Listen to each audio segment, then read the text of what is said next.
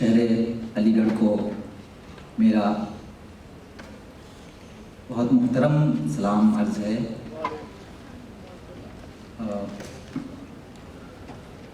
तो शुरू करने से पहले आप लोगों से बस गुफ्तगू के अंदाज में हम चाहेंगे कि ये सिलसिला शुरू हो और रहे। 2018 के आसपास जो है हम लोग डिबेटिंग क्लब में हुआ करते थे। नीरज भाई हमारे सीनियर थे, इन लोगों से हम लोगों ने काफ़ी कुछ सीखा है। और उस वक्त जामिया के डिबेट में हम लोगों ने हिस्सा लिया और तकरीबन 40 से 45 टीमें ऑल ओवर इंडिया से आई हुई थी वहाँ पे, और हम लोगों ने वहाँ पर अपना बेस्ट देने की पूरी कोशिश की और हम लोग कामयाब हुए। हम लोग रनिंग ट्रॉफी हम लोगों ने उठाई और उसमें ये नाचीज़ जो है किसी तरह बेस्ट स्पीकर करार पाया। तो बात यहीं से शुरू होती है, उसके बाद फिर एक कड़ी सी चल गई और तकरीबन एमयू के तकरीबन हर हॉल में मैंने कहीं ना कहीं डिबेट किया, टर्न कोड किया, ऐसे राइटिंग कंपटीशन में हिस्सा लिया। सेल्फ कंपोज पोइट्री मेरा शौक़ है, मेरा तो मैं उसको करता हूँ। आप मुझे रेख्ता पे भी पढ़ सकते हैं, किसी तरह जो है मौजूद हो गया हूँ वहाँ भी। तो इस तरीके से चीज़ें हैं, लेकिन सिखाने का सिलसिला जो है हम खुद को एक हमेशा स्टूडेंट और तालिब इल्म की हैसियत से समझते हैं और जानते हैं, और इसी तरीके से खुद को पेश करना भी अच्छा लगता है ताकि ये सीखने सिखाने का सिलसिला बहुत दूर तक चलता रहे। वरना जहाँ हमारे यह है कि हाँ बस हम सिर्फ सिखाने के लिए रह गए हैं तो सिलसिला वहीं से बंद हो जाता है। बिला तमहीद मैं चीज़ों को शुरू करता हूँ। हमारे नीरज भाई ने बहुत सारी चीज़ें जो है आप लोगों के गोशगुजार किए। जहाँ हम उर्दू ज़बान की बात करते हैं, ख़ास तौर से जब उर्दू ज़बान की बात आते ही जो जहन में दूसरा नाम आता है वो कहीं ना कहीं अलीगढ़ का आता है।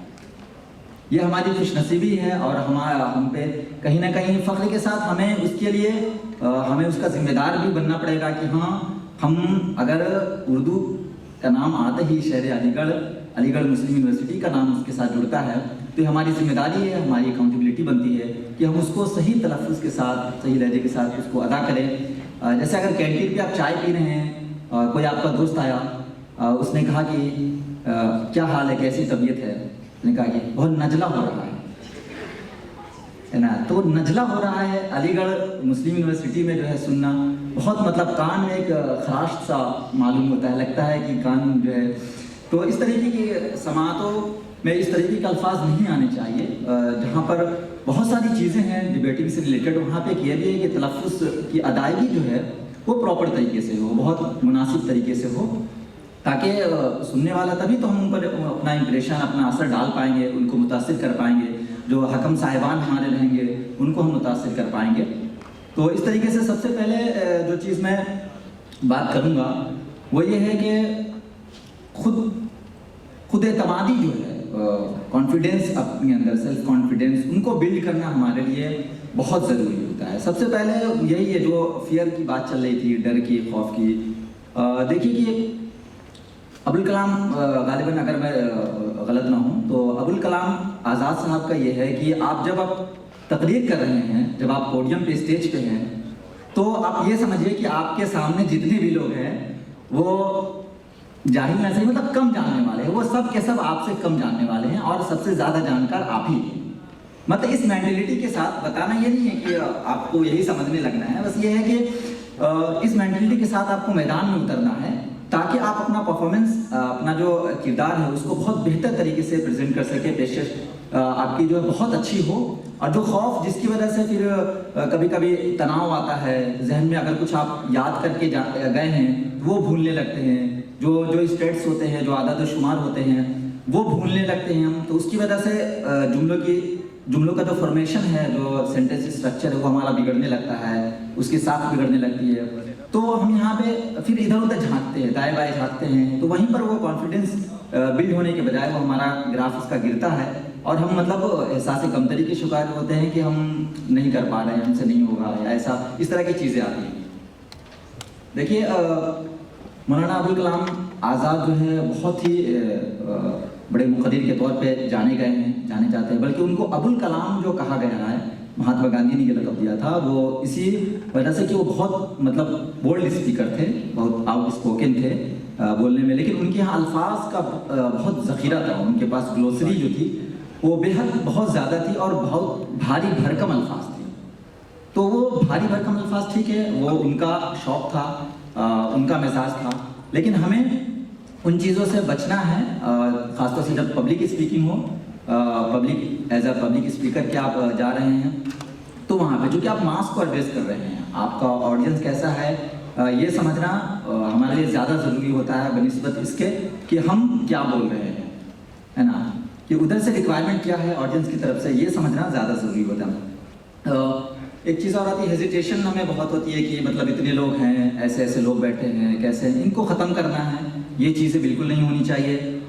और एक चीज़ जैसे क्राउड फोबिया, बहुत ज़्यादा मतलब मजमा देखकर हम डर जाते हैं, है ना, कि एकदम से इतने लोगों के बीच में कैसे बोलेंगे, पता नहीं कौन क्या सोचेगा मेरे बारे में, किस तरह से हम अपने अल्फाज को लाएंगे लोगों के सामने। ये सारी चीज़ें ख़त्म करनी होगी। इसके ख़त्म करने के लिए आप सवाल ये उठता है कि इसके ख़त्म कैसे हो या कैसे करेंगे हम। तो इसके लिए बस एक ही रास्ता है, उसके लिए मशक करना है, प्रैक्टिस करनी है। जितने ज़्यादा से ज़्यादा प्रैक्टिस करेंगे आपके अंदर उतनी ही निखार पैदा होगा और ये निखार आता जाएगा। यकीन मानिए हम लोग जब डिबेट के लिए जाते थे, नीरज भाई गवाह है हमारे, मतलब अंदर में डिबेट चल रहा होता था ऑडिटोरियम में, और हम लोग बाहर में रट्टा लगा कर घूम कर जो है उसकी जो है हम लोग प्रिपरेशन कर रहे होते हैं कि नहीं अभी अब इसके बाद 4 लोग हैं, उसके बाद हमारा नंबर है। तो जब तक हम क्या करते थे कि उस प्रिपरेशन वहाँ तक जब तक बोल नहीं जाए, स्टेज पर हम पोडियम पर खड़े नहीं हो जाते थे, उस वक्त तक हमारी प्रिपरेशन जारी रहती थी। और स्टॉप वॉच लगा के हम लोग न जाने कम से कम 30-40 बार उसकी प्रैक्टिस कर जाते थे, जो सिर्फ 4+1 या 3+1 में हमें बोलना होता था।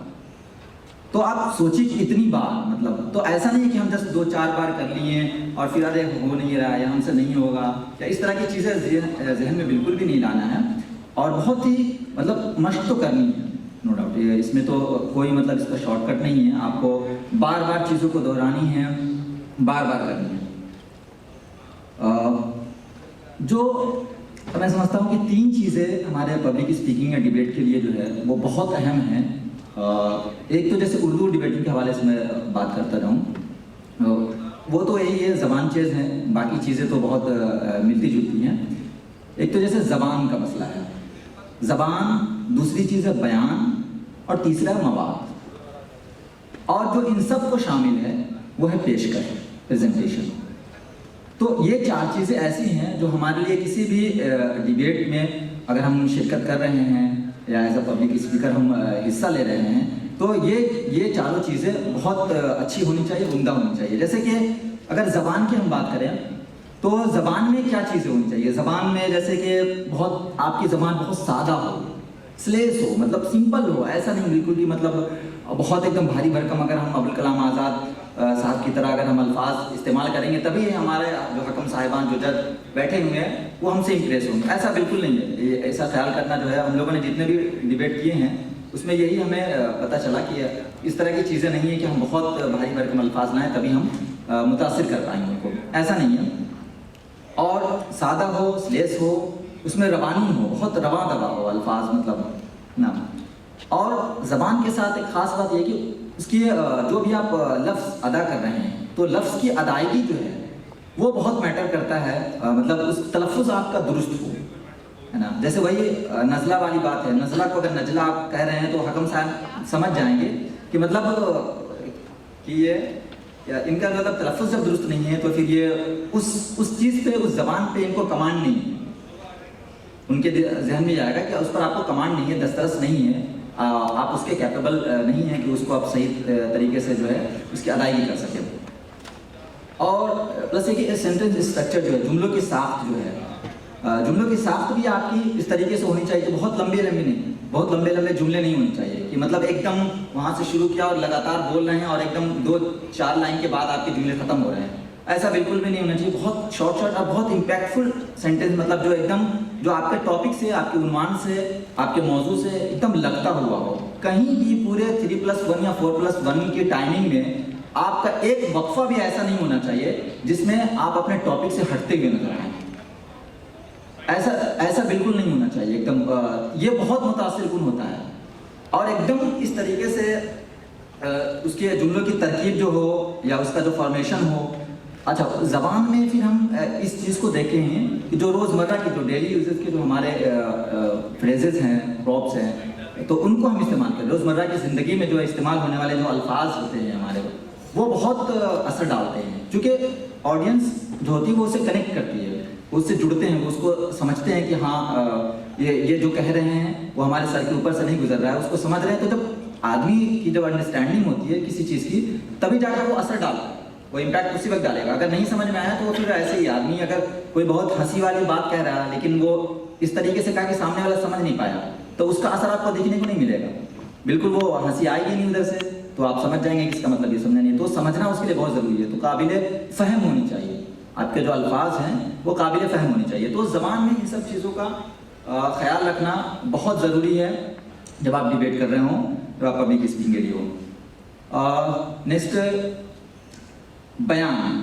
जैसे बयान क्या है कि हाँ बोल रहे हैं इस तरीके से, लेकिन नहीं, बयान में जैसे आप जो बोल रहे हैं उसका उसलूब क्या है, लहजा क्या है, लहजा आप किस तरीके का इस्तेमाल कर रहे हैं, नर्म है, शाइस्ता है, बहुत सख्त लहजा है आपका, या बोलने का जो अंदाज है, अंदाज़े गुफ्तगू, अंदाज़े बयान जिसको कहते हैं, तर्ज़ बयान है, ये किस तरीके का है। ये बहुत ज़रूरी है कि आप, अच्छा सिर्फ ये नहीं कि आप बहुत नरमी से चीज़ों को बोले, नहीं, अप्स एंड डाउन होनी चाहिए, उतार चढ़ाव होनी चाहिए, उसमें नशब व फराज होना चाहिए। नशब व फराज आपके पास होनी चाहिए, तभी जाकर आप कन्विंस कर पाएंगे अपने हकम साहिबान को। वरना फिर वो अगर एक फ्लो में आप बोलते चले गए, सिर्फ एक बहाव है, अल्फाज के एक बहाव है, और आप सिर्फ चाह रहे हैं कि बस किसी तरह हम डिलीवर कर दें ऑडियंस को, या हकम साहिबान को हम अपनी तकरीर याद करके आएँ उसको सुना दें, तो ऐसा नहीं होगा, ये इम्पैक्टफुल नहीं होगा, ये मुतासिरकुन नहीं होगा उनके लिए। और दूसरी चीज़ के बॉडी लैंग्वेज जिसको हम कहते हैं, है ना, आपके मतलब जो बोलने का जो अंदाज है, जो अंदाज़े गुफ्तगू है, वो किस तरीके का हो, मतलब यानी आपकी बॉडी भी गोया के ज़बान की बयान की अदायगी कर रही है, आपका जिस्म भी जो इस चीज़ को बयान कर रहा है। ये कब होगा? ये तब होगा जब आपने अपने डिबेट में जितने भी कंटेंट इकट्ठे किए हैं, उस कंटेंट के एक एक लफ्ज़ को, एक एक वर्ड को, एक एक जुमले को आप जान रहे हैं कि इसका मतलब क्या है, इसका मफहूम क्या है। तभी आप उन चीज़ को, अगर कहीं से आप बहुत अच्छा कोटेशन है, बहुत अच्छे मतलब क़वाले ज़र्री हैं, उसको आप नोट कर रहे हैं, लेकिन आप उसको समझ नहीं रहे, तो अगर ना समझने की वजह से आप जब उसको डिलीवर करेंगे तो वहाँ पर आपकी बॉडी लैंग्वेज वो समझ में आ जाएगी कि आप इसको कितना समझ रहे हैं या नहीं समझ रहे हैं, वो जाहिर कर देती है। लेकिन अगर आप बिल्कुल सारी चीज़ों को समझकर और अगर चीज़ों को पेश कर रहे हैं, तो बॉडी लैंग्वेज, जैसे कि एक बहुत ही किसी चीज़ को बताना हो कि ये बहुत मतलब सो कॉल्ड चीज़ें है ना, तो उसके लिए जैसे बहुत एक गेस्चर जो इस्तेमाल करते हैं, तो वह इस तरह के इस्तेमाल करते हैं। आपको सो कॉल्ड कहना हो तो ये इस्तेमाल करते हैं, तो इससे समझ में आ जाता है कि हाँ ये सो कॉल्ड। तो ये बॉडी लैंग्वेज है कि आपको ये करना है इस्तेमाल उसमें, ताकि पता चले कि हाँ ये सो कॉल्ड के लिए मतलब समझाना चाह रहे क्या है। अगर हम जो हमारे ऑनरेबल चेयर होंगे उनके तरफ कभी हम मुखातब करके बात करेंगे, कभी हमारा अंदाज़े गुफ्तगू ये हो कि हर एक मतलब आखिरी कुर्सी पर बैठे हुए शख्स को भी लगे कि ये मुकर्रिर जो है वो हमसे मुखातिब है, वो हमें बता रहा है, हमसे वो महवे गुफ्तगू है। ये कब होगा? जब हम इधर भी देखेंगे, इधर भी देखेंगे, चारों तरफ मतलब आपकी नज़रें जो है पूरे मजमे पे होनी चाहिए, जमी होनी चाहिए, और आप देखें कि हाँ किस तरीके से। और कभी कभी जब आप डिलीवर करते हैं चीज़ें और उधर से जब असर हो रहा है कि नहीं हो रहा, ये उनके उससे भी आते हैं, मतलब आपको वाइब्स मिलते हैं उस तरीके की जिससे समझ में आ रहा है कि हाँ सामने वाला जो है कितना चीज़ों को समझ रहा है या नहीं समझ रहा है, या हमारे लिए सही है कि नहीं है। तो वहाँ पे आप रुख मोड़ भी सकते हैं, अगर मोड़ने के काबिल हो तब। मतलब उसमें ये नहीं कि आप सोचें कि हाँ असर नहीं हो रहा था, हमको दूसरी चीज़ें लाएं, ऐड ऑन करें, तो उसमें ऐड करने की अगर पहले से आप प्रिपेयर नहीं हैं तो वो ऐड करना आपके लिए नुकसानदेह साबित होगा। मतलब ऑन द स्पॉट ऐड करना ये तभी हो जब आप बहुत स्किलफुल हो जाएं, मतलब कई जगह आप बोल लें, कम से कम जो है 30, 40, 50 डिबेट आप कर चुके हों, तब इस तरीके की चीज़ों का आप रिस्क लें, वरना। और अल्हम्दुलिल्लाह अलीगढ़ मुस्लिम यूनिवर्सिटी तो खारजी सरगर्मियों के लिए जानी जाती है। एक्स्ट्रा करिकुलम यहाँ पे बहुत सारे होते हैं, तो उनमें हमें हिस्सा लेते रहना चाहिए। उससे क्या होगा, आपका जो हेजिटेशन है वो ख़त्म होगा, और जैसे ये जो ढाबे पर बोलना है, बहुत सारे लोग इसको पता नहीं क्यों मतलब ऐब में शुमार करते हैं। मुझे नहीं समझ में आता है कि यह कोई मतलब ढाबे पर बैठना या उसके लिए उस पर बातें करना है ना, वहाँ पे इकट्ठे होकर जो है ग्रुप डिस्कशन करना या किसी भी टॉपिक पर, अब वो पॉलिटिकल हो या जिस तरीके की भी चीज़ हो, सियासी हो, वहाँ पे बातें करना, ये नहीं, ये बहुत हेल्पफुल होता है। मुझे तो मतलब लगता है मैं बहुत हेल्पफुल है ये। आप जैसे बात कर रहे हैं अपने 5 लोगों के बीच में, अपने फ्रेंड सर्कल में, दोस्तों के साथ बात करें। हाँ, इस चीज़ का ख्याल रखें कि जब हम बात कर रहे हैं तो अगर कोई सामने वाला हमारी बातों को अगर रिकॉर्डिंग भी कर ले तो बाद में हमको शर्मिंदा ना होना पड़े कि अरे हम तो इस तरीके के अल्फाज इस्तेमाल कर रहे थे। मतलब वो उस सेंस में नहीं, गाली गलौज वाले सेंस में नहीं, मतलब इस सेंस में कि हाँ हमारा तलफ़ुज़ दुरुस्त नहीं है, हमारा जुमला सही नहीं है, जुमले की स्ट्रक्चर जो है हमारे वो अजीब से है। मतलब आदमी कोई भी ये करेगा, एक्सपेक्ट करता होगा कि भाई BA और MA के आप स्टूडेंट है या आप रिसर्च स्कॉलर हैं तो आप उसी तरीके से बातें करें। तो ये बहुत हेल्पफुल होता है। 4 लोग 10 लोग इसी तरीके से बढ़ते बढ़ते तादाद जो 10,000 तक पहुंचती है और वहाँ पर भी हम चीज़ों को पेश कर पाते हैं। ये कब होता है? ये शुरू से ही इस तरह की चीज़ें होती है। आप वोकल होते हैं, बोलते हैं चीज़ों को, है ना, ढाबे पर बैठकर या 4 लोगों में बोलते बोलते फिर आदमी 4000 में बोलता है। तो ये ऐप की बात नहीं है, इसको आप कर सकते हैं। फिर ये कि जैसे वक्फा लेना है हमें बोलते हुए, ऐसा नहीं कि बस बोल रहे हैं, बोलते जा रहे हैं, बीच बीच में वक्फा लेना है, पाउज लेना है हमें। हाँ, कहाँ पर लेना है, किस वर्ड पे, किस लफ्ज़ पे हमें कितना स्ट्रेस देना है, ये भी बहुत अहम है कि हमें कितना जोर देना है किस लफ्ज़ पर, है ना, वरना फिर वो उस पर वो इम्पैक्ट नहीं पड़ेगा, ना वो हकम साहिबान पे पड़ेगा, ना आपके ऑडियंस पे पड़ेगा। अब जहाँ पे स्ट्रेस नहीं देना वहाँ पे बहुत स्ट्रेस लेके बोल रहे हैं आप, जैसा कि अभी नीरज भाई ने आपको बताया, आई नीड अ वाटर, तो जाहिर सी बात यहाँ पे स्ट्रेस देना है या नहीं देना है, ये इन चीज़ का बहुत ख्याल रखना होगा।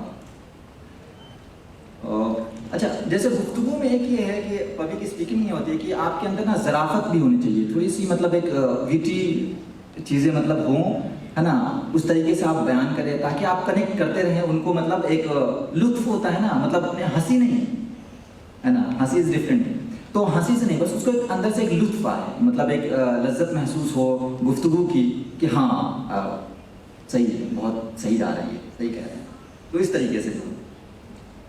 तीसरी जो अहम चीज़ है वो है मवाद, इसको हम कंटेंट कहते हैं। मवाद के लिए क्या है कि मवाद के सिलेक्शन में, कंटेंट के सिलेक्शन में आपको सबसे ज़्यादा जो है आपको बाखबर होना है। उसके लिए आपको एकदम आगाह होना है पहले से, जिस पर आप बात करने जा रहे हैं एकदम उस पर वेल इन्फॉर्म हो आप, एकदम ज़बरदस्त उस पर मालूमात हो आपको। और जाहिर सी बात है, जैसे बता रहे थे कि हमें एकेडमिक हमारा ये चलता है बैकग्राउंड, तो आदाद शुमार होनी चाहिए, स्टेट्स जो है वो होनी चाहिए, डेटा फैक्ट से हम बात करें, उससे तो हटे नहीं। जब हम जैसे डिबेट या पब्लिक स्पीकिंग की हम जब शुरुआत करें, तकरीरी मुसाबका में जब हम हिस्सा ले रहे हैं, शुरुआत करें, तो कोई किसी अच्छे शेर से भी कर सकते हैं अगर वो हो, उसके मुनासिब हो तब। ऐसा नहीं कि कोई भी शेर कहीं भी चिपका दें, नहीं, ऐसा नहीं। जैसे कि एक जामिया का वो याद आ रहा है मुझे, आपके साथ शेयर करता चलूँ कि उस वक्त जो है असजद भाई थे, वो जज, एज अ जज थे, तो उसके लिए मतलब पहले से लिया जा रहा था इंटरव्यू कि कौन जाएगा जामिया के लिए, तो उसमें मैं भी पार्टिसिपेट किया था। तो वहाँ पे हमने ये किया कि टॉपिक था उस वक्त ये, education in India is a burden not an opportunity, है ना। तो इस टॉपिक पे हमने एक शेर मुंतखब किया था उसके लिए कि कलम है हाथ में खंजर की क्या ज़रूरत है, कलम है हाथ में खंजर की क्या ज़रूरत है, पढ़ा लिखा हूँ सलीके से खून करता हूँ, पढ़ा लिखा हूँ सलीके से खून करता हूँ।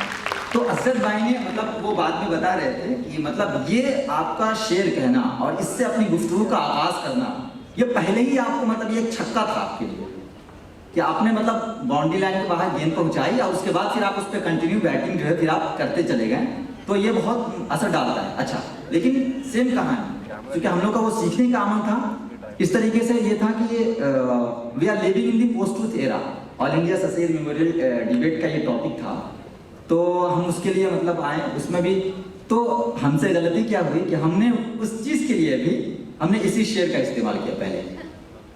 अब देखिए किस तरह से हम सोचे कि ये तो बहुत मतलब छक्का मार दिए भाई, तो फिर चलो इसमें भी मारते हैं, देखें, तो ये चीज़ें गलत हो जाती है ना। हम माँ बाप सदा सदाकत अहद में जी रहे हैं तो माँ बाप सदाकत अहद को पहले समझाना वो एक अलग चीज़ है। जो होती क्या है पोस्ट ट्रूथ एरा, इस चीज़ को अब इसका कलम है हाथ में खंजर की क्या ज़रूरत है, बहुत रेलिवेंट नहीं है ये, बिल्कुल मतलब इरेलीवेंट है। तो वो समझ के अब देखिए इसी शेर ने मतलब कहाँ से कहाँ पहुँचाया था, लेकिन इसी शेर ने वो कहाँ से कहाँ गिराया। तो इस चीज़ का बहुत ख्याल रखें। बरमहल अशार का इस्तेमाल है ना, कि वहाँ पे मौका महल है कि नहीं है, इस चीज़ का हमें ख्याल करना बहुत ज़रूरी है। क्योंकि देखिए शेर में क्या होता है ना, जो बातें हम 5 मिनट में बताते हैं, शेर उसको कहीं ना कहीं 1-2 शेर उसकी पूरी अक्कासी कर देता है ना, उसका रिफ्लेक्शन उसमें हमें देखने को मिल जाता है कि शायद कहना क्या चाह रहा है या बताना क्या चाह रहा है। तो ये बहुत इम्पैक्टफुल होता है, खासतौर से उर्दू डिबेट में होता है। आप करें लेकिन हाँ बहुत ज़्यादा ना करें। शुरू में आप एक उससे शुरू भी कर सकते हैं और आखिर में जाते हुए एक शेर, तो एक रिवायत भी बनी हुई है ये मतलब, तो वो आप कह रहे हैं कोई दिक्कत नहीं उसमें, लेकिन हाँ बरमहल होना चाहिए, टॉपिक से बिल्कुल भी मतलब हटता हुआ ना हो।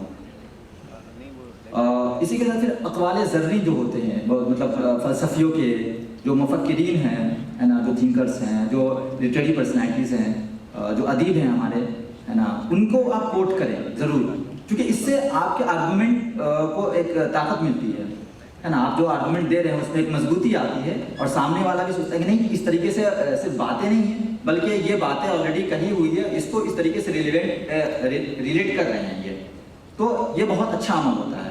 इसे हमें करने की ज़रूरत होगी ताकि मतलब वो शेर भी लाया बरमहल हो, लेकिन इस तरीके से आप कोटेशन भी ला सकते हैं अपनी स्पीच में है ना, कि कंटेंट में इन सब चीज़ों का ख्याल रखेंगे। हाँ स्टेट्स लाएंगे, आदाद और शुमार तो होनी ही चाहिए एकदम।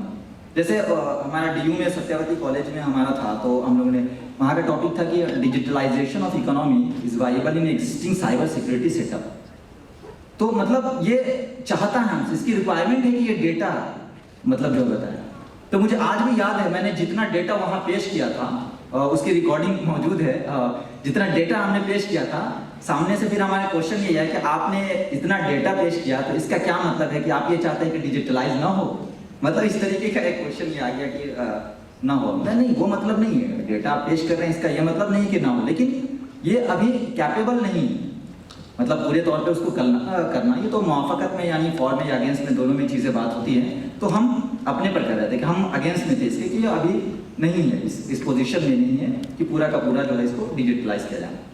वो हमारे पॉइंट ऑफ व्यू थे। तो कहने का था कि डेटा बहुत ज़रूरी होता है हमें कंटेंट में लाना, वो अक़वाल ज़दी को आप लाएँ, शेर को लाएँ है ना, इस तरीके से अपनी पूरी एक उसको तैयार करें कंटेंट को और कंटेंट बनाएं। उसमें गलत बयानी बिल्कुल भी ना हो, मतलब ऐसा नहीं कि आपको पता नहीं है, कोई इनकरेक्ट आपका जो गलत इन्फॉर्मेशन है वो आपके मटेरियल का हिस्सा बन गया है, ये नहीं होनी चाहिए बिल्कुल। ये बहुत ही बल्कि आपको डिबेट से बाहर कर देगा ये चीज़ जो है आपको बहुत गलत असर डालेगा। और ये आप सोचेंगे कि हम बोल ले जाएं या कहीं भी कोई भी सुनी हुई बात है ना, एक फारसी का एक फ्रेज है कि शनीदा के बुअत मानिंद दीदा, यानी सुना हुआ कब होता है देखे हुए की तरह।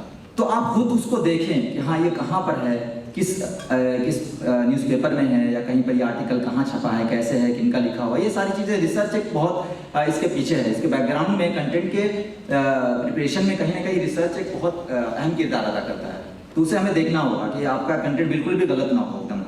कहीं भी आप डाउट में हैं, मतलब शक है आपको कि नहीं ये ऐसा है या नहीं, उसको आप बिल्कुल ना लें, एकदम छोड़ दीजिए, उसको रिजेक्ट कीजिए वो चीज़ें। या तो आप मतलब कंफर्म हो जाइए, यकीनी हो जाए आपको कि नहीं ये आप यकीन हो जाए इस चीज़ का आपको कि नहीं ये एकदम सही है, हमने देख लिया, तभी आप उसको शामिल करें अपने कंटेंट में, वरना शामिल ना करें।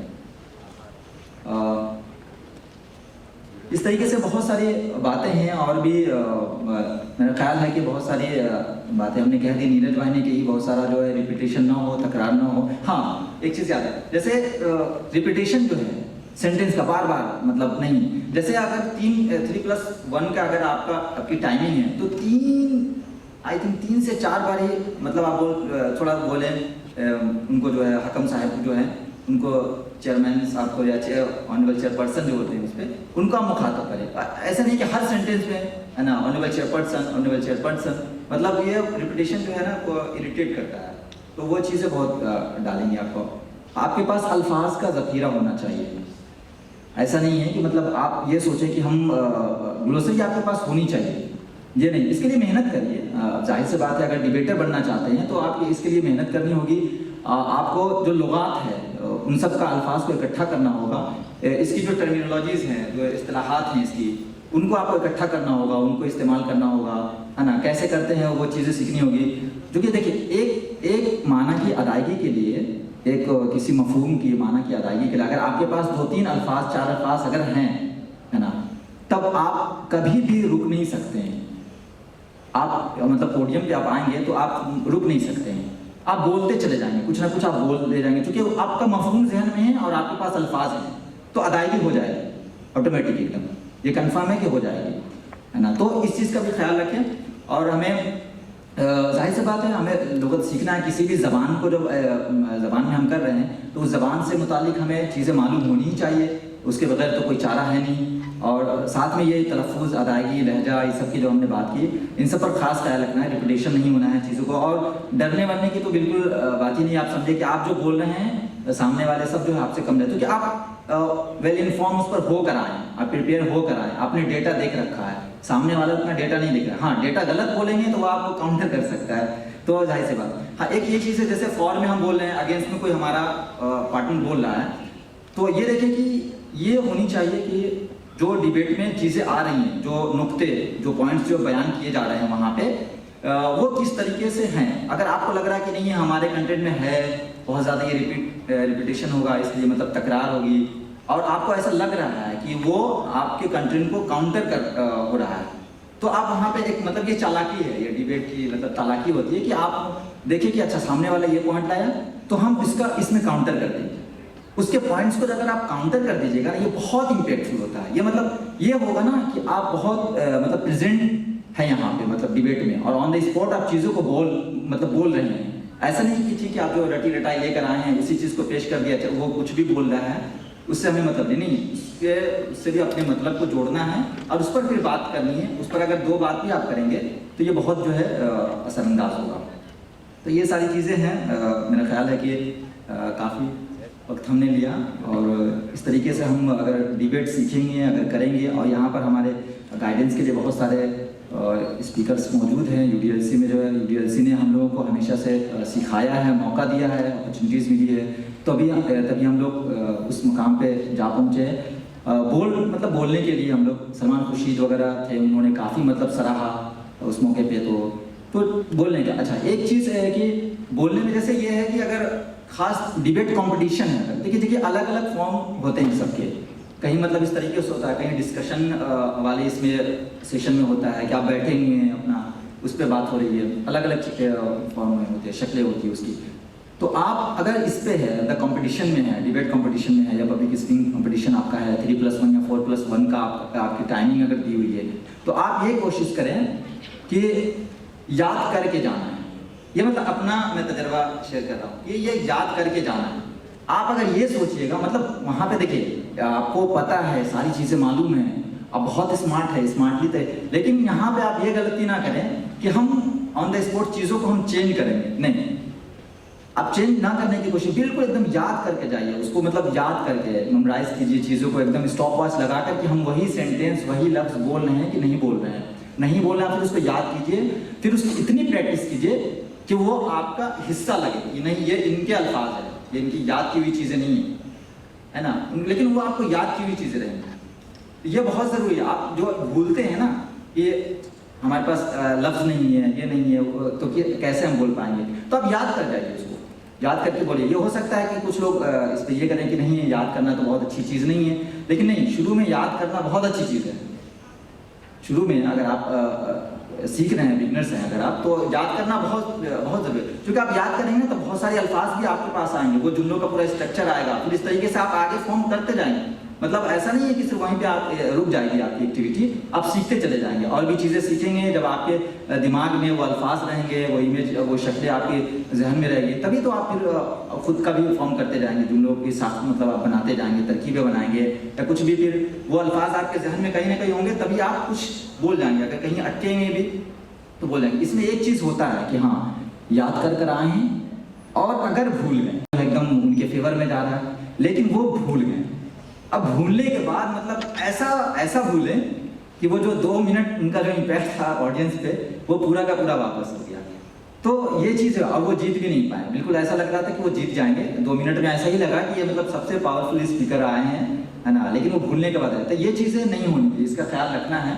तो इसीलिए कह रहे हैं कि अगर भूल कर क्या है, अगर आप समझकर चीज़ों को देखेंगे, अगर आपके पास वोकैबुलरी होगी, अगर आपके पास एक ज़ख़ीरा होगा अल्फाज का, तो आप अगर भूलेंगे भी ना तो उसको टैकल कर लेंगे। वो चीज़ें अल्फाज आएंगे, आप माना आपके जहन में होगा, आप उसकी अदायगी कर ले जाएंगे, है ना, और कर ले जाएंगे, यही चीज़ वहाँ पे होनी है ना। तो ये सारी चीज़ें हैं। मैं उम्मीद करता हूँ कि आप लोग लुत्फ़अंदोज़ हुए होंगे बहुत ज़्यादा, और लोग बहुत ज़्यादा बोर न हुए होंगे।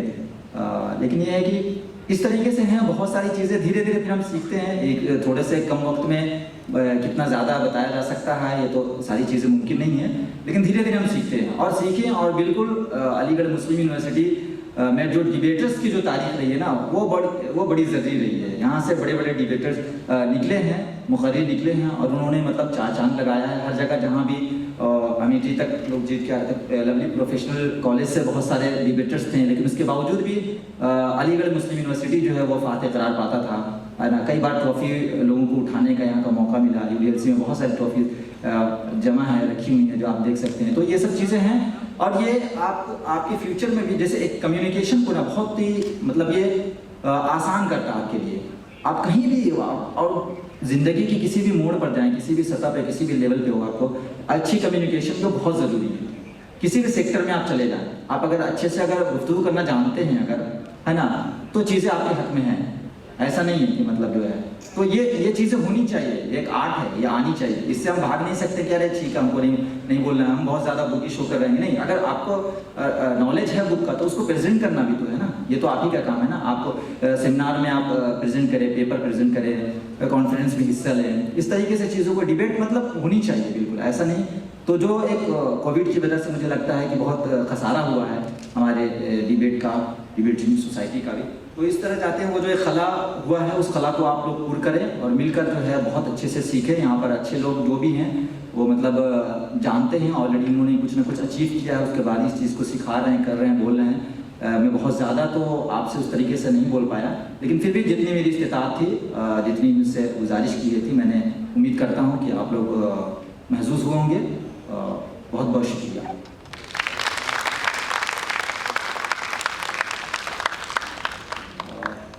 अब हम चाहेंगे कि इसको थोड़ा सा इंटरेक्टिव इस तरीके से बनाया जाए कि अभी तो आपने सिर्फ मेरी बातें सुनी। मैं चाहता हूं कि अगर आप में से कोई अगर कुछ पूछना चाहे इस बारे में, है ना, पब्लिक स्पीकिंग से रिलेटेड, डिबेट से रिलेटेड, कि उर्दू के हवाले से ख़ास तौर से, बाकी तो ऐसे भी, लेकिन उर्दू के हवाले से भी, तो आप बिल्कुल बिला झिझक आप पूछें। मैं कोशिश करूँगा पूरी जवाब देने की।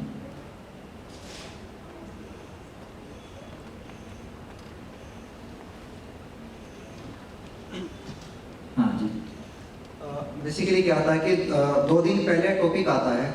मैं तो ये कहूँगा कि 30-38 घंटे पहले ही आता है टॉपिक। तो उसमें क्या होता है कि उसको टॉपिक को समझना भी होता है, कंटेंट भी इकट्ठा करना होता है। तो बहुत बार ये होता है कि टॉपिक जो है वो समझ में नहीं आता, उसको समझने में, और फिर या फिर ये कह लीजिए कि कंटेंट जो है वो हम इकट्ठा नहीं कर पाते।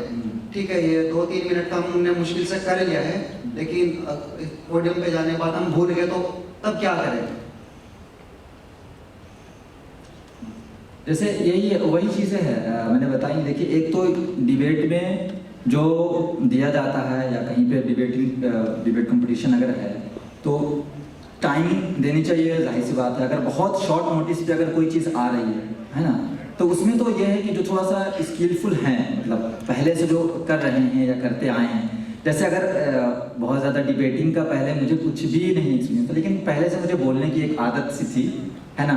तो जैसे DU कॉलेज का जो था वो बहुत ही शॉर्ट नोटिस पे था, मैं घर था, वजाहत भाई उस वक्त जो है ये थे डिबेटिंग हुआ करते थे। उन्होंने बहुत शॉर्ट नोटिस पे मुझे कहा कि उर्दू का कोई डिबेटर नहीं मिल रहा है ना, तो आप जो है इसमें मतलब ये कर सकते, तो आप क्या जा सकते हैं। तो बहुत उस पर हमने तैयार किया। लेकिन ये है कि देखिए बहुत कम टाइम है, तो यहाँ पर तो ऐसा है कि जो ऑलरेडी बोल चुके हैं कहीं, या उनको लगता है कि नहीं हम संभाल सकते हैं, हमारे उस पर कमांड है मतलब, है ना, तो वो उसमें हिस्सा ले और वो जाकर बोले। वरना बहुत शॉर्ट नोटिस पे, क्योंकि आप अपना जानते हैं कि हम उस चीज़ के बारे में जो टॉपिक दिया जा रहा है हमारी मालूमात कितनी है उसके बारे में। ठीक है, अगर मालूमात इकट्ठा कर भी लिए, प्रिपरेशन कर लिए, बहुत कम तैयारी हुई है जिसमें नहीं लगता है कि आप सही से वहाँ पर डिलीवर कर पाएंगे, और अगर आप भूल जा रहे हैं, है ना, तो भूलना देखिए वही है कि मैंने बताया कि भूलना इसी वजह से होता है कि हमें या तो वो चीज़ सही से समझ में नहीं आती है ना, और हमारे पास अल्फाज की कमी होती है ना। दो चीज़ें बहुत अहम हैं, एक तो जैसे तीन है, एक तो डर लग गया, ठीक है, दूसरा है कि हमारा उस टॉपिक की अंडरस्टैंडिंग नहीं है हमारी बहुत अच्छे से, ठीक है, तीसरा है कि हमारे पास अल्फाज भी नहीं है, ठीक है। और ये तीनों चीज़ों अगर हों तो ये आप डिबेट नहीं कर सकते, ये बहुत मतलब क्लियर कट है, मतलब बहुत मुश्किल है, क्योंकि ये तीनों चीज़ें आपको पहले ख़त्म करनी होगी। वो हेजिटेशन वाला मामला जो पहले ख़त्म करके कॉन्फिडेंस आपको बिल्ड करना पड़ेगा पहले ही। अब ये तो आपका सबसे पहला मरहला है, इसलिए मैंने सबसे पहली चीज़ जो बात की वो उसी पे हेजिटेशन पे ही बात की है कि मतलब आपको उसको ख़त्म करना है, जो फेयर है जो उसको ख़त्म करना है लोगों के सामने के। इसलिए मैंने ये एग्जांपल दिया उनका कि आप ये समझिए कि नीचे जो बैठने वाले हैं वो सब आपसे कम जानते हैं। इस तरीके से मतलब एक ये हो गया तरतीब दिलाने के लिए आपको, ये मतलब ये कॉन्फिडेंस हो बिल्ड है, तभी आप चीज़ों को वो कर पाएंगे। ये तीन चीज़ें होनी चाहिए, मतलब अल्फाज भी आपके पास नहीं रहेंगे तो आप कैसे बयान करेंगे, जाहिर सी बात है। तो इस पर आपको कमांड होना चाहिए, है ना। और कोई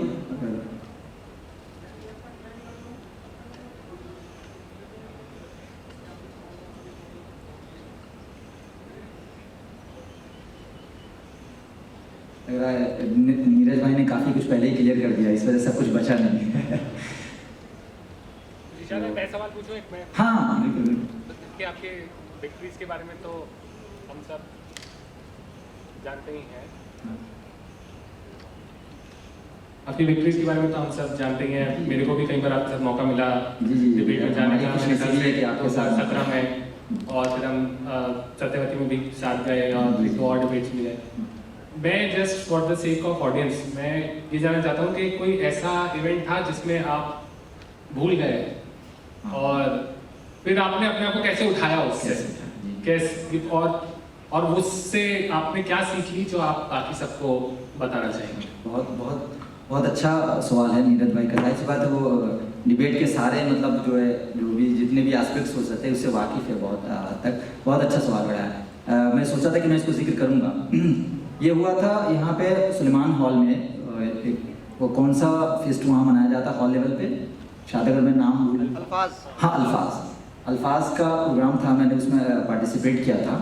और वहाँ पर मेरे साथ ऐसा हुआ है ना, वहाँ पे मेरे साथ ऐसा हुआ कि मैं जो याद करके गया था मतलब चूँकि वही ये वाली बात आई जो बहुत कम टाइम मतलब, और हर हॉल पे तकरीबन मतलब हर हॉल में मतलब प्रोग्राम चल रहा है यहाँ वहाँ, मतलब एक जोश होता है अंदर से कि यहाँ भी हमें एक्साइटमेंट होती है कि यहाँ भी हमें पार्टिसिपेट करना है, यहाँ भी करना है, यहाँ भी करना है। अब टॉपिक अलग अलग है, सब पर तैयारी करनी है, बहुत कम टाइम है, कैसे करनी है। तो इस तरीके से जितने कर सका था करने के बाद फिर मैं वहाँ जब डिलीवर कर रहा था तो बीच में इस तरह की चीज़ें हुई है ना, बिल्कुल मतलब कि भूल सा गए हैं मतलब। लेकिन वो भूलना मेरा ऐसा था कि पता तो चला कि मतलब ये भूल रहे हैं या भूल गए हैं या ऐसा, लेकिन पता चलने के बाद मैं गिरा नहीं, मतलब तो वो ना गिरना इवन कि वहाँ पर मैं डिबेट किया था और मैं वहाँ पे जो डिबेट कंपटीशन था उसमें विनर नहीं था, मतलब ये इत्तेफाक से, मतलब उस तरीके से भूलने के बाद भी, गिरने के बाद भी,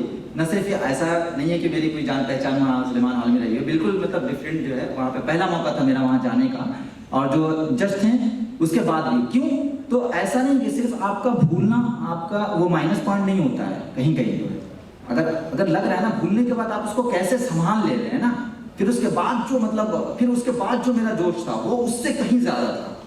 मतलब भूलने के बाद फिर मेरा जो इम्पैक्ट मतलब लोगों पर जो पड़ रहा था, क्यों, क्योंकि हमारे पास अल्फाज थे, उस पर जो है कमांड था मुझे, मतलब जो बोलने का है, जो टॉपिक है जो दिया गया मुझे उसके बारे में अंडरस्टैंडिंग थी, इस वजह से हम बोल ले गए है ना। कि आदमी भूलता है तो ऐसा नहीं कि पूरा का पूरा भूल गया, वो नहीं, वो लाइन बोलते हैं फिर कहीं ना कहीं वो लाइन आपको क्लिक कर जाते हैं आपके जहन में, ऐसा होता है कि आप वहीं से फिर क्लिक कर जाएंगे। तो आप क्या करने, जस्ट ये कि वो जो 1-2 सेकंड का या 5 सेकंड का जो वक्फा होगा ना, उसको आपको आपके पास जब अल्फाज होंगे तो उसको संभालना ये अहम है। वो वहाँ पे वो अगर कर ले जाइएगा तो आपकी डिबेट पर कोई असर नहीं आएगा। अगर आप शुरू से उस तरीके का असर डाल रहे हैं तब, मतलब ऐसा नहीं बहुत अच्छा बोल रहे हैं, बोलते जा रहे हैं बीच में लेकिन एक तरीके की चीज़ें हुई, तो ये हमारा माइनर मिस्टेक होता है जिसको हर जज भी समझता है कि हाँ ये इस तरीके से, लेकिन उसके बाद इसने संभाल लिया, ये ज़्यादा कमाल होता है।